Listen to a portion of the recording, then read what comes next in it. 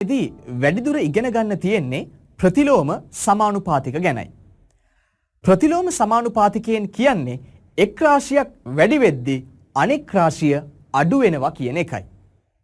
ඒ වගේම එකක අගය අඩු වෙද්දී අනෙක් රාශියද වැඩි වෙනවා. ඒක හරියට සීසෝ එකක් වගේ. එක පැත්තක් උඩට යද්දී අනෙක් පැත්ත බිම. බිම හිටිය පැත්ත උඩට යනකොට උඩ හිටපු කෙනා බිම.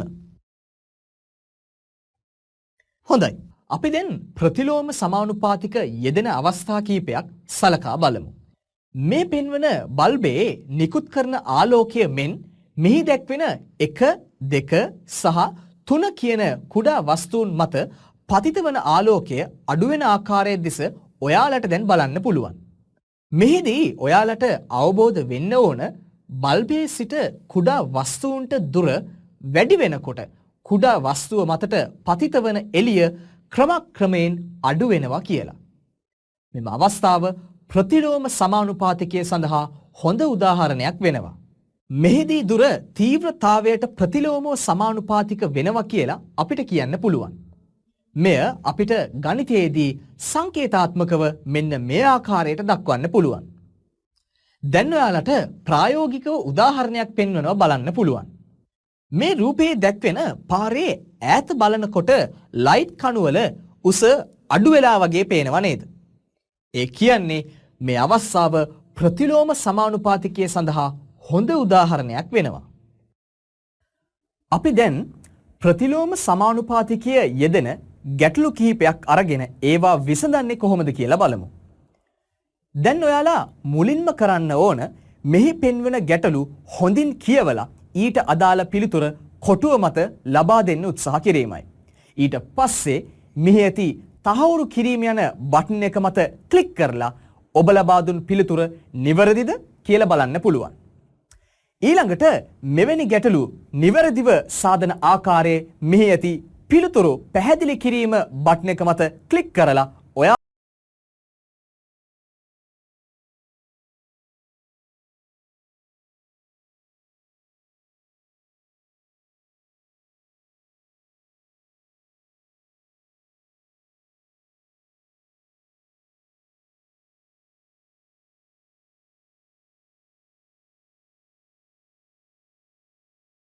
පුළුවන් ආකාර කිහිපයක් තියෙනවා. දැන් මෙහි දැක්වෙන 1 සහ 2 ආකාර මත ක්ලික් කළොත් මේ ගැටලුව සාධන ආකාර දෙක පිළිබඳ ඔයාලට දැනගන්න පුළුවන්.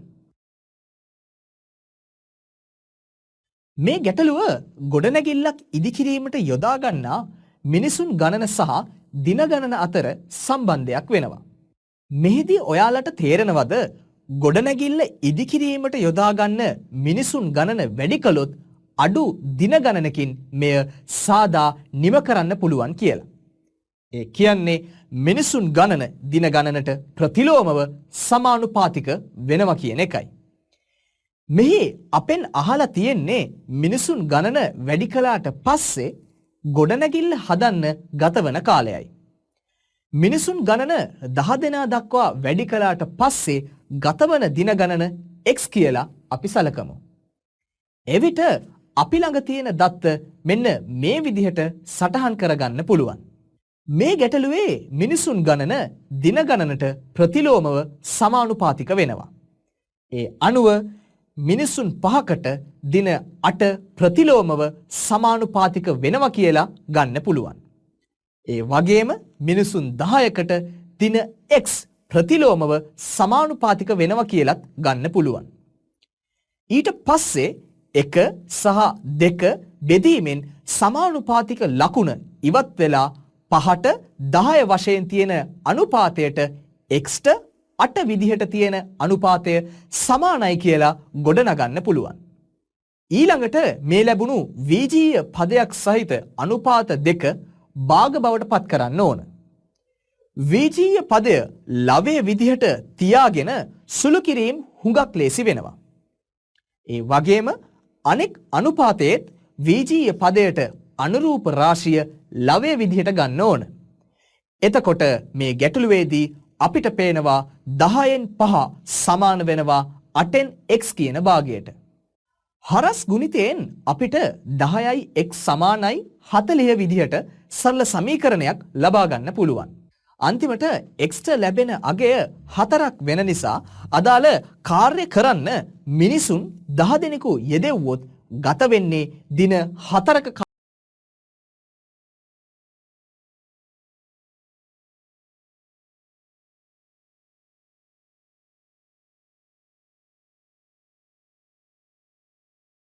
වගන්ති ආකාරයට ලියාගෙන විසඳන්නත් පුළුවන්. අපි දන්නවා කාර්ය සම්පූර්ණ කිරීමට මිනිසුන් 5 දෙනෙකුට ගතවන කාලය දින 8යි කියලා. ඒ දත්තේ උපයෝගී කරගෙන එක් මිනිසෙකුට ගතවන කාලය හොයාගන්න පුළුවන් දින 8න් මිනිසුන් ගණන වන 5 ගුණ කරලා. මෙහිදී ඔයාලා තේරුම් ගන්න ඕන කරුණක් වෙන්නේ එක් මිනිසෙකුට ගතවන දින ගණන වන 40 කියන අගය එම වැඩෙහි ප්‍රමාණය මැනීම සඳහා මිනුමක් ලෙස යොදා ගන්න පුළුවන් බවයි. ඊළඟට ඒ පිළිතුර භාවිතයෙන් මිනිසුන් 10 දෙනෙකුට ගතවන කාලය හොයාගන්න පුළුවන්. ඒ අනුව එක් මිනිසෙකුට ගතවන කාලය වන දින 40 මිනිසුන් ගණන වන 10න් බෙදීමෙන් දින 4ක් ලෙස ලැබෙනවා.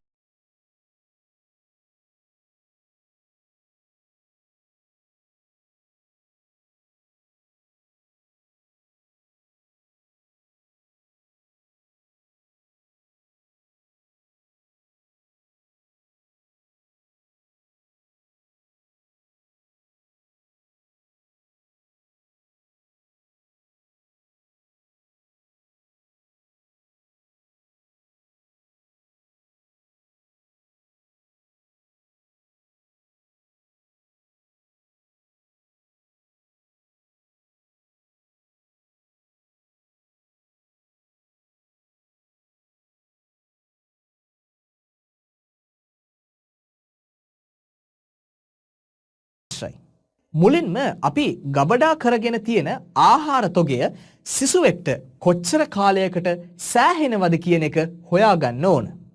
අපිට සිසුන් 12 දෙනෙක් සඳහා ආහාර ප්‍රමාණවත් වන කාලය දින 10ක් කියලා දීලා තියෙනවා. ඒ අනුව එක් සිසුවෙකුට ආහාර ප්‍රමාණවත් වන කාලය දින 10 12න් ගුණ කිරීමෙන් දින 10ක් කියලා හොයාගන්න පුළුවන්.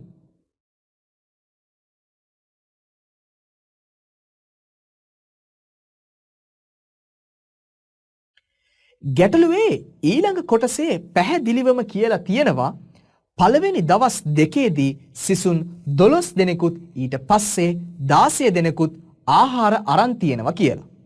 ඒ නිසා මුලින්ම පළවෙනි දවස් දෙකේ පරිභෝජනය මෙන්න මේ විදිහට හොයාගෙන ඉන්න ඕන.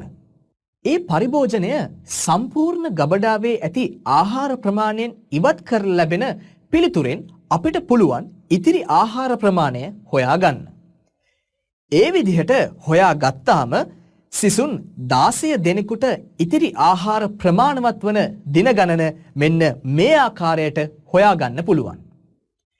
ඒ නිසා සිසුන් ගණන වෙනස් වීම අනුව ගබඩා කර තිබූ මුළු ආහාර ප්‍රමාණය ප්‍රමාණවත් වූ දින ගණන 8ක් වෙනවා. නමුත් පිළිතුර විදිහට අපෙන් අහලා තියෙන්නේ පරිභෝජනය කරන දින ගණනෙන් අඩුවීමක් නිසා අපිට සිද්ධ වෙනවා කලින් ප්‍රමාණවත් වුණු දින 10න් අලුත් දින ගණන වෙන දින 8 කියන පිළිතුර අඩු කරන්න. එවිට දින 2කට අවශ්‍ය ආහාර අඩු වෙලා තියෙනවා කියලා හොයාගන්න පුළුවන්.